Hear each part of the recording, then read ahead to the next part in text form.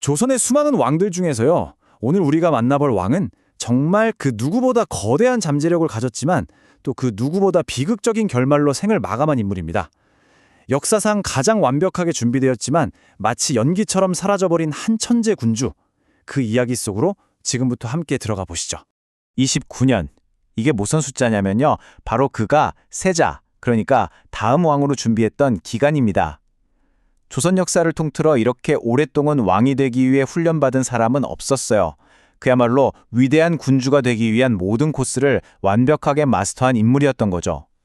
그런데요, 그렇게 오래 준비해서 막상 왕으로 있었던 시간은 믿기지가 않아요. 고작 2년이 조금 넘습니다. 29년이라는 엄청난 준비 기간과 너무나도 비교되는 이 짧은 시간, 이 숫자 자체가 거대한 물음표를 던지고 있는 셈입니다. 네, 바로 이겁니다. 대체 무슨 일이 있었던 걸까요? 오늘 우리가 파헤쳐볼 핵심 질문이죠. 비운의 천재, 문종의 삶에 과연 어떤 비밀이 숨겨져 있었을까요? 자, 그럼 문종이 대체 얼마나 대단한 천재였는지 그 이야기부터 시작해 볼게요.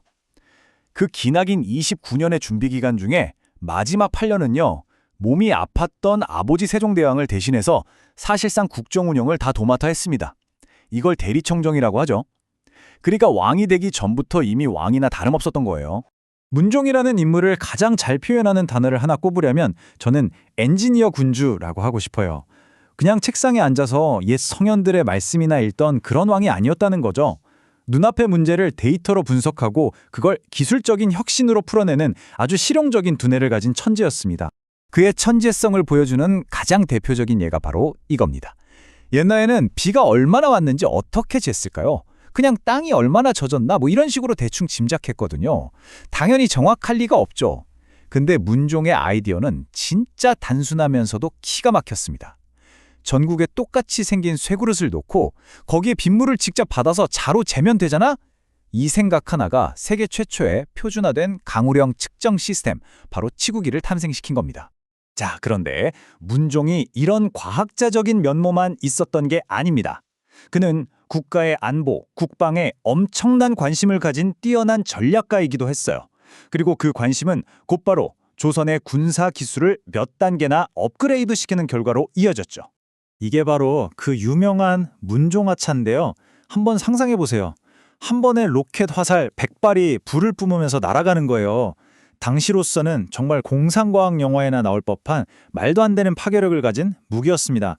특히 북방의 강력한 기병부대를 막기 위해 문종이 직접 개발에 참여한 결전병기였죠. 이런 하드웨어뿐만 아니라 군대 시스템 자체도 손봤습니다. 복잡했던 군 지휘 체계를 5개의 부대로 깔끔하게 정리했는데 이게 나중에 조선군의 기본 틀이 됩니다.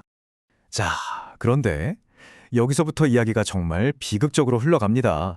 문종의 가장 위대한 장점, 그러니까 부모님에 대한 그 지극한 효심이 오히려 자신을 파멸시키는 칼날이 될 줄은 누가 알았을까요? 참 아이러니하죠. 유교 국가였던 조선에서는요, 부모님이 돌아가시면 3년상을 치르는 게 자식된 최고의 도리였습니다. 문종은 1446년에 어머니 소원왕후, 그리고 1450년에 아버지 세종대왕이 돌아가시자 이 3년상을 정말 교과서적으로, 아니 그 이상으로 지켰습니다. 말 그대로 자기 몸을 깎아내면서 효도를 한 거죠.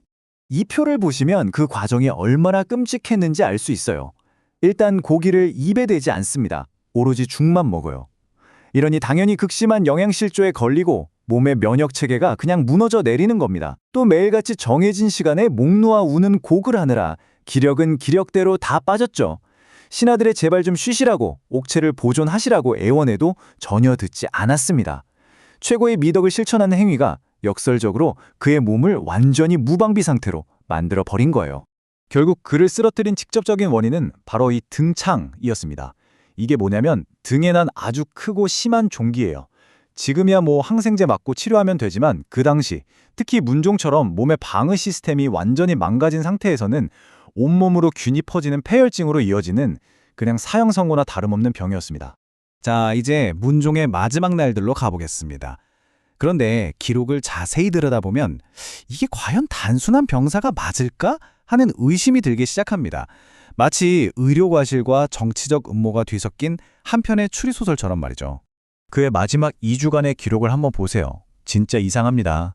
5월 1일에 상태가 안 좋아졌어요. 근데 8일에 의의가 종기를 치료했더니 괜찮다, 회복 중이다라고 보고해요. 12일에도 신하들이 문병을 갔는데 좋아지고 있다는 말만 듣고 돌아오죠. 그런데 갑자기 14일 오전에 위독하다고 하더니 바로 그날 저녁에 돌아가십니다. 이게 상식적으로 말이 되나요? 그리고 이 기록이 정말 결정적입니다. 실록에 뭐라고 써 있냐면 어이 전순애가 임금께서 콩죽을 드시고 기뻐하셨다고 보고했다는 거예요. 여러분, 당시 의학 상식으로 종기 환자에게 콩은 염증을 악화시키는 독이나 마찬가지인 금기 음식이었습니다. 이걸 왕을 치료하는 어이가 몰랐을 리가 없잖아요. 이건 단순한 실수를 넘어선 어떤 의도가 있었다고 볼 수밖에 없는 정황이죠. 당연히 신하들이 난리가 났죠. 저 어외, 전순애를 당장 사형에 처해야 한다고 빗발치듯 요구했습니다. 그런데 이 처벌을 누가 박았냐? 바로 왕의 동생 수양대군입니다.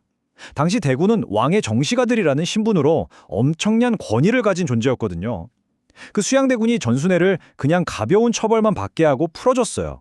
그리고 더 소름 돋는 건 불과 7개월 만에 복직시키고 훗날 자신이 쿠데타로 왕이 된 다음에는 이 전순애를 공신으로 만들어줍니다. 형의 죽음으로 가장 큰 이득을 본 사람이 그 죽음의 책임자를 노골적으로 감싸준 거죠. 너무 그림이 그려지지 않나요?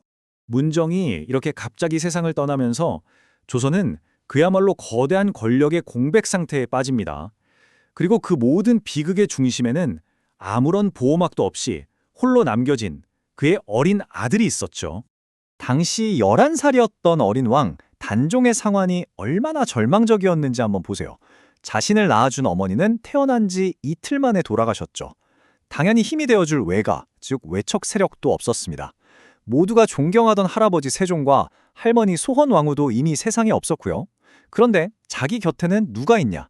바로 왕의 아들이라는 막강한 권위를 가진 야심만만한 삼촌, 수양대군이 버티고 있는 겁니다. 그야말로 늑대들 소굴에 혼자 던져진 어린 양이었죠.